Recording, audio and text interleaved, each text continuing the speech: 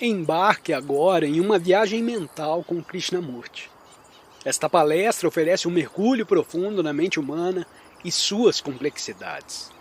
Inscreva-se no canal para começar esta jornada de autodescoberta.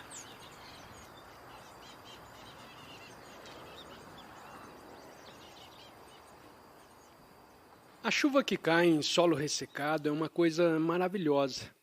Lava as folhas, refresca e renova a terra. E eu acho que todos nós deveríamos lavar, purificar nossa mente, da mesma maneira como as árvores são lavadas pela chuva. Tão pesada que está da poeira de muitos séculos, dessa poeira que chamamos conhecimento, experiência.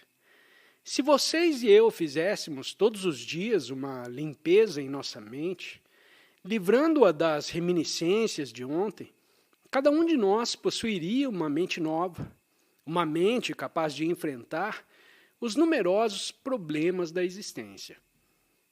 Um dos grandes problemas que estão perturbando o mundo é o da chamada igualdade. Mas, em certo sentido, essa coisa chamada igualdade é inexistente, porque todos temos diferentes capacidades. Mas estamos tratando aqui da igualdade no sentido de que todos deveriam ser tratados de igual maneira.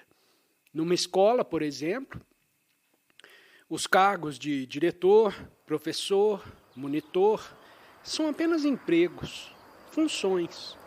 Mas, como sabe, a certos cargos ou funções está associada a ideia de posição.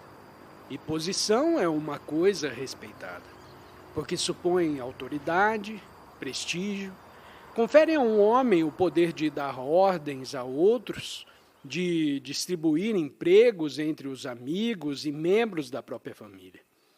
Vemos, pois, que a função está associada à posição. Mas se pudéssemos eliminar totalmente essa ideia de categoria, influência, posição, prestígio, poder de conferir favores a outros, a função teria, então, um significado muito diferente e muito simples, não acha? Então, quer se tratasse de governadores, primeiros ministros, quer de simples cozinheiros ou pobres professores, todos seriam tratados com igual respeito. Porquanto, cada um está desempenhando uma diferente, porém necessária função na sociedade. Você sabe o que aconteceria, principalmente numa escola, se pudesse afastar definitivamente da função toda a noção de poder, de posição, de prestígio, eliminar o sentimento de ser o chefe, o homem importante? Estaríamos todos vivendo numa atmosfera completamente diferente, não? Nenhuma autoridade haveria. Autoridade no sentido de superior e inferior, o homem importante e o homem sem muita importância. E, portanto, haveria liberdade. E muito importa criar-se numa escola uma atmosfera assim, uma atmosfera de liberdade, de amor, onde cada um tenha um forte sentimento de confiança. Porque, como sabe, a confiança nasce quando uma criança se sente como em casa, em segurança. Mas você sente a vontade em sua própria casa, quando seu pai, sua mãe, sua avó estão constantemente a dizer o que deve fazer, te tirando gradualmente a confiança em sua própria capacidade de fazer qualquer coisa por sua iniciativa? Quando crescer, deve ser capaz de investigar, de descobrir o que considera verdadeiro e de se ater com firmeza ao que descobre. Deve ser capaz de sustentar o que considera justo, ainda que daí te advenham penas, sofrimentos, prejuízo de dinheiro e etc. E para ser assim, deve se sentir, enquanto está jovem, em perfeita segurança e livre de constrangimento. A maioria dos jovens não se sentem em segurança porque vivem amedrontados. Tem medo dos mais velhos, dos lentes, da mãe, do pai, e portanto nunca se sentem perfeitamente tranquilos. Mas quando você se sente verdadeiramente tranquilo, à vontade, sucede uma coisa extraordinária. Quando pode se retirar para o seu quarto, fechar a porta e ficar só, sem ninguém a te observar, sem ninguém a te dizer o que deve fazer, você sente então em perfeita segurança. Começa assim o desabrochar, a compreender, a se descerrar. Ajudar a se descerrar é a função de uma escola. Se ela não o faz, não é digna desse nome. Quando você sente a vontade num lugar, isso é, quando se sente em segurança, não intimidado, não compelido a fazer isso ou aquilo, quando você se sente muito feliz, perfeitamente tranquilo, não é ruim, é? Quando se sente verdadeiramente feliz, não tem vontade de magoar ninguém, de destruir coisa alguma. Mas é dificílimo fazer o estudante se sentir perfeitamente feliz, porque ele já vai para a escola com a ideia de que o diretor, os monitores, os inspetores, lhe vão dizer o que deve fazer e empurrá-lo para um lado e para o outro. Por isso, há medo. Quase todos vocês procedem de famílias ou de escolas onde foram educados para respeitar a posição. Seu pai e sua mãe têm posição. O diretor tem posição e, portanto, já vem aqui com medo, com esse respeito à posição. Mas temos de criar na escola uma atmosfera de liberdade. E isso só pode acontecer quando há função sem posição e, portanto, um sentimento de igualdade. O verdadeiro encargo da educação correta é te encaminhar para ser um ente humano valoroso e sensível. Um ente humano sem medo e sem a falsa ideia do respeito devido à posição. Pergunta: por que achamos mais prazer em nossos jogos do que em nossos estudos? Resposta: pela simples razão que seus mestres não sabem ensinar. Só por isso. Não há nenhuma razão complicada desse fato. Se um mestre ama a matemática, a história ou o que quer que ensine, então também vocês irão amar essa matéria. Porque amor que temos a uma coisa se comunica aos outros. Não sabem disso? Se um músico canta com amor, se o faz com todo o seu ser, esse sentimento não se comunica a vocês que o escutam? Sente que seria bom se também aprendesse a cantar. Mas a maioria dos mestres não ama a matéria que ensina. Ela se lhes torna uma coisa aborrecida, uma rotina que tem de cumprir para ganhar a vida. Se seus mestres gostassem realmente de ensinar, sabe o que aconteceria? Vocês seriam entes humanos extraordinários. Não só amariam seus jogos e seus estudos, mas também as flores, o rio, as aves, a terra, porque teriam aquela coisa vibrando em seus corações. Aprenderiam com muito mais rapidez e sua mente seria superior em vez de medíocre. Eis porque tanto importa educar o educador. Entretanto, isso é dificílimo, porquanto a maioria dos educadores já está estabilizado em seus hábitos.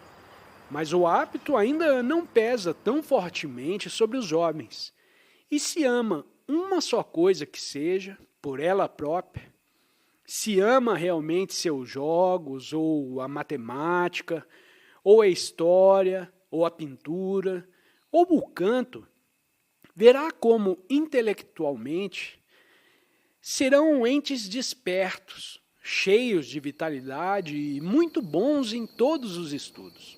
Afinal de contas, a mente tem necessidade de investigar, conhecer, porque a mente é curiosa.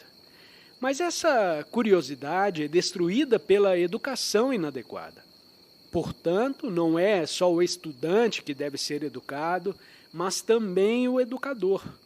O viver em si é um processo de educação, um processo de aprender. Os exames têm um fim, mas o aprender é sem fim. E você pode aprender de todas as coisas se tem uma mente curiosa e alerta. Pergunta: você disse que quando vemos uma coisa falsa, essa coisa falsa cai por si. Eu vejo todos os dias que o hábito de fumar é falso. Entretanto, ele ainda não caiu por si. Resposta: já observou os adultos quando fumam? Seus pais, seus mestres, seus vizinhos ou outros? Isso se tornou um hábito para eles, não é verdade? Prosseguem fumando, dia após dia, ano após ano, pois se tornaram escravos desse hábito. Muitos, compreendendo o quanto é estúpido ser escravo de alguma coisa, lutam contra o hábito, disciplinam-se contra ele, procuram por todos os meios se libertar dele. Mas veja, o hábito é uma coisa morta, uma ação que se tornou mecânica e que, quanto mais a combatemos, tanto mais forte se torna. Mas se a pessoa que fuma se tornar consciente de seu hábito, se estiver consciente de quando leva a mão ao bolso, retira um cigarro, bota-o na boca, acende e tira a primeira fumaça, se cada vez que percorrer essa rotina, observá-la sem condenação, sem dizer como é terrível fumar, não estará dando mais vitalidade a esse hábito. Mas para poder largar de fato uma coisa que se tornou um hábito, tem de investigar muito mais profundamente. Quer dizer, tem de examinar todo o problema de por que a mente cultiva um hábito. E esse problema é porque a mente está desatenta. Se limpa os dentes todas as manhãs, olhando ao mesmo tempo pela janela, o escovar os dentes se torna um hábito. Mas se limpa os dentes muito cuidadosamente e atentamente, então esse ato não se torna um hábito, uma rotina que se repete sem pensar. Experimente isso. Observe como a mente deseja se pôr a dormir por meio do hábito, a fim de não ser perturbada. A mente da maioria das pessoas está sempre funcionando na rotina do hábito, o qual, quanto mais velhos ficamos, pior se torna. Provavelmente já adquiriu dúzias de hábitos. Tem medo do que possa acontecer se não fizer o que mandam os seus pais, se não se casar conforme os desejos paternos. Portanto, a sua mente já está funcionando numa rotina. E quando uma pessoa funciona numa rotina, ainda que só tenha 10 ou 15 anos de idade, interiormente já está velha e em declínio. Poderá ter um corpo são, porém nada mais. Seu corpo poderá ser jovem e aprumado, mas sua mente já está dobrada pelo seu próprio peso. Portanto, releva compreender um inteiro problema do porquê a mente permanece em seus hábitos e rotinas, seguindo sempre uma determinada linha, igual a um carro elétrico, e tem medo de indagar, de investigar. Se diz, meu pai é sikh, por isso eu sou sikh, e vou deixar crescer os cabelos e usar turbante. Se diz tal coisa, sem investigar, sem indagar, sem nenhuma intenção de se libertar, semelha então uma máquina. O fumar também se torna semelhante a uma máquina, escravo do hábito, e é só quando se compreende tudo isso que a mente se torna fresca, jovem, ativa e viva, de modo que cada dia é um dia novo, cada alvorada refletida no rio, um deleitável espetáculo. Pergunta: por que temos medo quando certas pessoas mais velhas se mostram sérias? Resposta: alguma vez você refletiu sobre o que significa estar sério? Está sério em algum momento? Está sempre alegre, sempre muito animado, risonho? Ou há momentos em que fica sério? Não a respeito de alguma coisa, mas simplesmente sério. E por que ter medo quando os mais velhos se mostram sérios? Receia que vejam em você alguma coisa que não gosta, que seja notada em sua pessoa? Veja, em geral não refletimos sobre esses assuntos.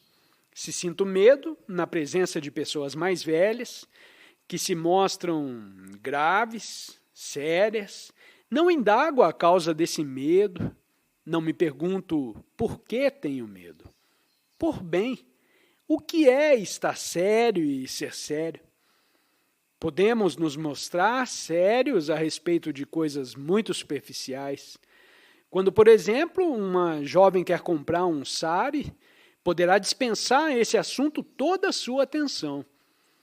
Preocupar-se, visitar 10 lojas diferentes, passar uma manhã inteira examinando diferentes padrões. Isso também se chama estar sério. Mas essa pessoa só está superficialmente séria.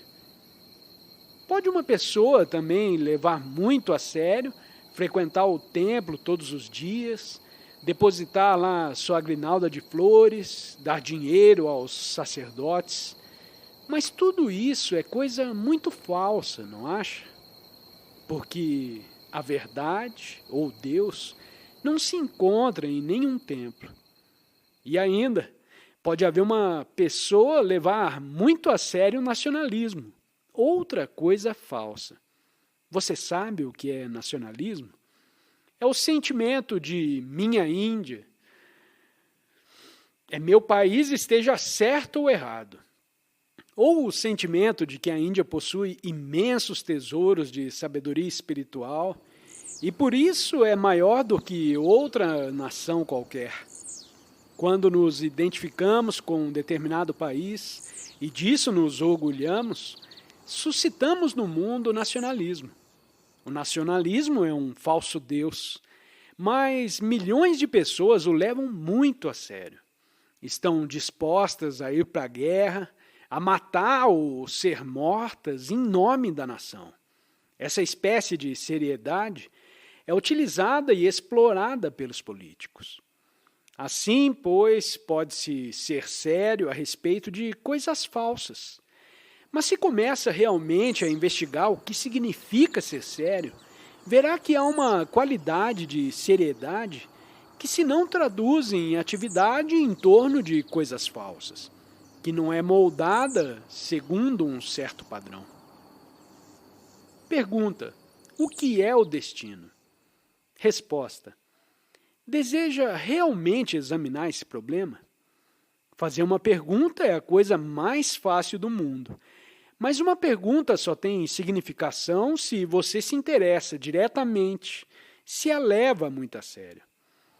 Não tem notado como muitas pessoas perdem todo o interesse depois de fazer uma pergunta? Há dias um homem fez uma pergunta e em seguida começou a bocejar, a coçar a cabeça e a conversar com seu vizinho de cadeira. Tinha perdido todo o interesse. Assim sugiro que não faça perguntas, a menos que as tome realmente a sério. Esse problema do destino é muito difícil e complexo. Veja, quando uma causa é posta em marcha, produzirá inevitavelmente um resultado, um efeito. Se um grande número de pessoas se preparam para a guerra, seu destino é a guerra. Ainda que aleguem que desejam paz e que se estão preparando apenas para sua própria defesa, puseram em movimento causas que originaram a guerra.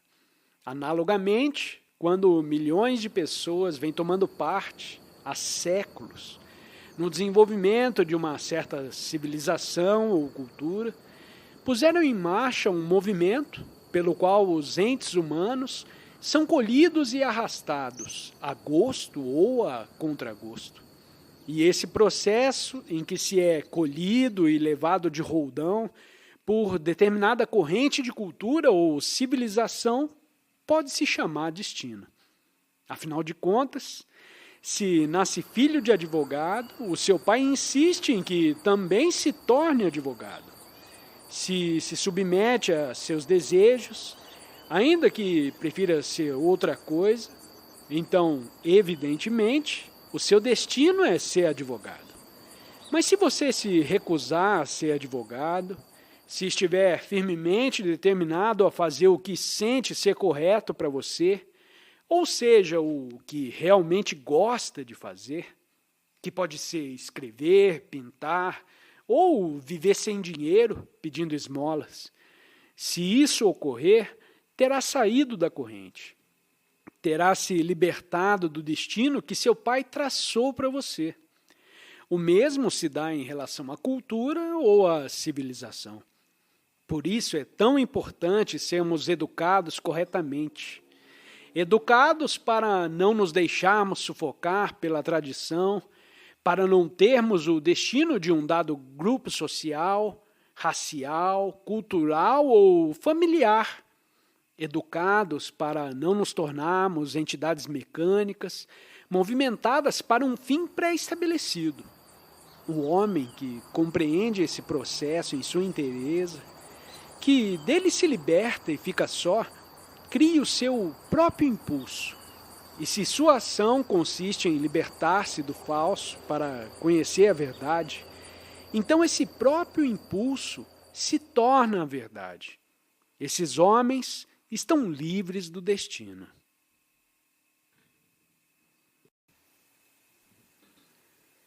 Você já considerou alguma vez por que somos disciplinados por outros? Ou porque disciplinamos a nós mesmos? Os partidos políticos em todo o mundo exigem que seja observada a sua disciplina.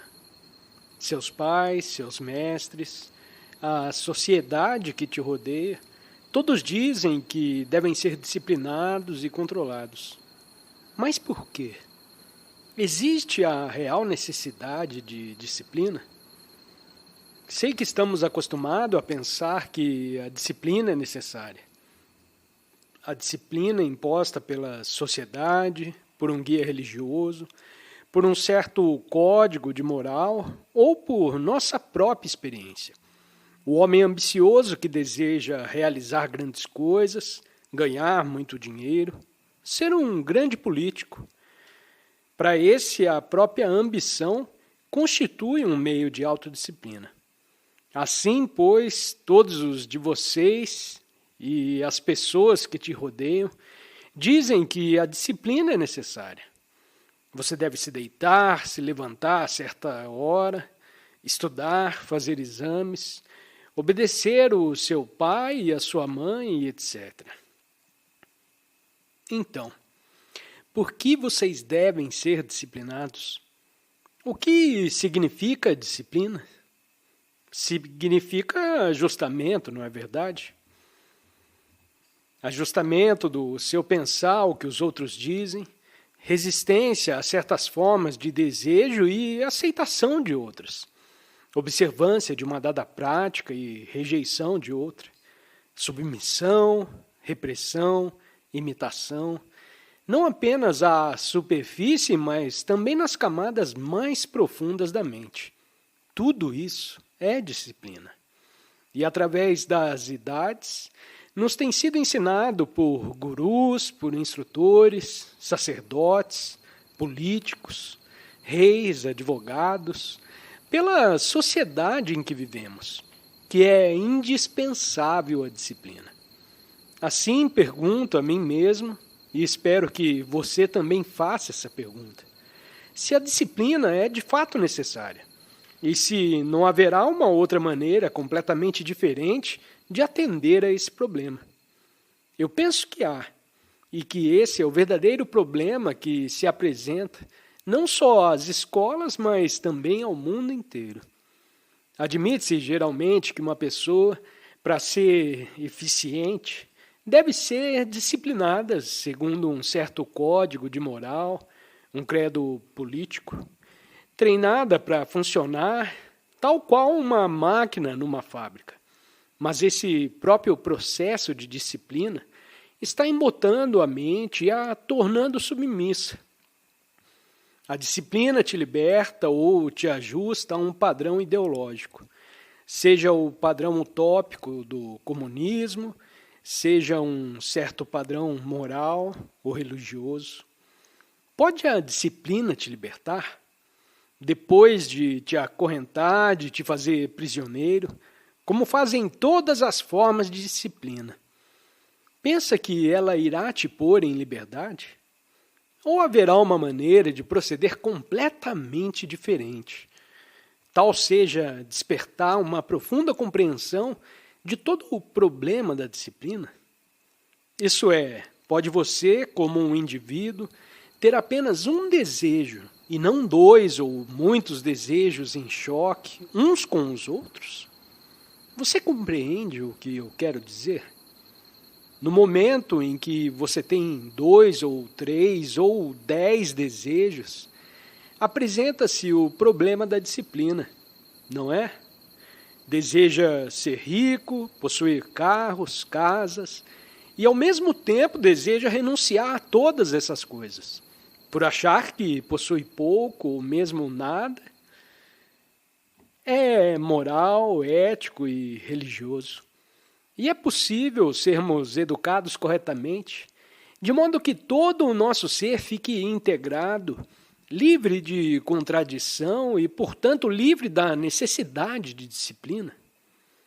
O estado de integração implica o sentimento de liberdade. E quando se realiza esse estado, então existe, por certo, nenhuma necessidade de disciplina. Integração significa ser um só todo, em todos os níveis ao mesmo tempo.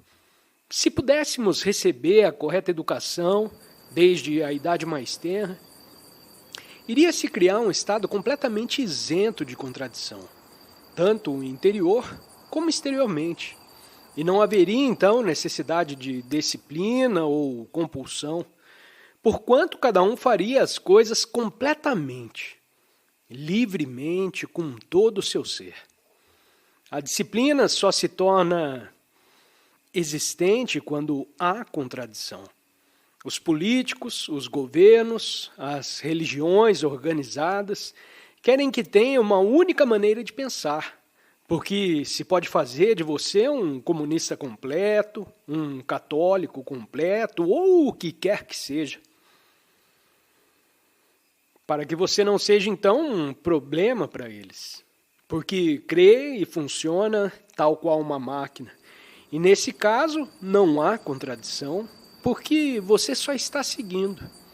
Mas o seguir é sempre destrutivo, já que é algo mecânico, mero ajustamento, sem nenhum surto criador. Pode-se criar, desde a mais tenra idade, o sentimento de estar-se à vontade, de modo que não haja em você nenhuma luta para ser isso e não ser aquilo. Porque no momento em que há luta interior, há conflito. E para dominar o conflito se torna necessária a disciplina. Mas se ao contrário for educado corretamente, então tudo o que fizer será ação integrada. Não haverá contradição e, portanto, nenhuma ação forçada. Enquanto não houver integração, terá de haver disciplina. Mas a disciplina é destrutiva porque não conduz à liberdade. Ser integrado não exige nenhuma espécie de disciplina. Isso é, se estou fazendo o que é bom, o que é essencialmente verdadeiro, o que é realmente belo, fazendo com todo o meu ser, não há em mim contradição. E não estou meramente a me ajustar a coisa alguma. Se o que estou fazendo é totalmente bom, justo em si mesmo, não de acordo com uma certa tradição hinduísta ou certa teoria comunista, porém justo, em qualquer tempo e em todas as circunstâncias. Sou então um ente humano integrado, e nenhuma necessidade tenho de disciplina. E não é função da escola criar em vocês esse sentimento de integral confiança, de modo que o que está fazendo não seja apenas o que deseja fazer, porém algo fundamentalmente justo e bom e eternamente verdadeiro. Veja, se ama, não há nenhuma necessidade de disciplina. Ah? O amor traz sua própria compreensão criadora. Portanto, nunca há resistência e nem conflito. Mas amar tão completa e integralmente só é possível quando profundamente você se sente em segurança, perfeitamente à vontade, principalmente se você é jovem. Isso significa, com efeito, que o educador e o estudante devem ter plena confiança um no outro, pois do contrário criaremos uma sociedade tão feia e tão destrutiva como a atual. Se pudermos compreender o significado da ação total, integrada, em que nenhuma contradição existe e, portanto, nenhuma necessidade de disciplina, penso que poderemos então criar uma cultura totalmente diferente, uma nova civilização. Mas se apenas tratarmos de resistir, de reprimir, então o que reprimimos se repercutirá inevitavelmente em outras direções e desencadeará atividades maléficas, acontecimentos destrutivos. Nessas condições, muito importa compreender de toda essa questão da disciplina. Para mim, a disciplina é uma coisa feia. Não é criadora, porém destrutiva. Mas se paramos aqui com uma asserção dessa natureza, poderá parecer que implicitamente estamos dizendo que pode fazer o que te aprouver. Muito ao contrário. O homem que ama não faz tudo o que lhe apraz. Só o amor leva à ação correta. O que produz ordem no mundo é amar e deixar o amor fazer o que quiser. Obrigado por mergulhar nas profundezas da sabedoria com Krishnamurti. Se deseja continuar essa jornada, confira os 2 vídeos destacados aí na sua tela. Desafie sua mente. Compartilhe suas visões nos comentários e não se esqueça de se inscrever para receber mais conteúdo. Até a próxima jornada de conhecimento.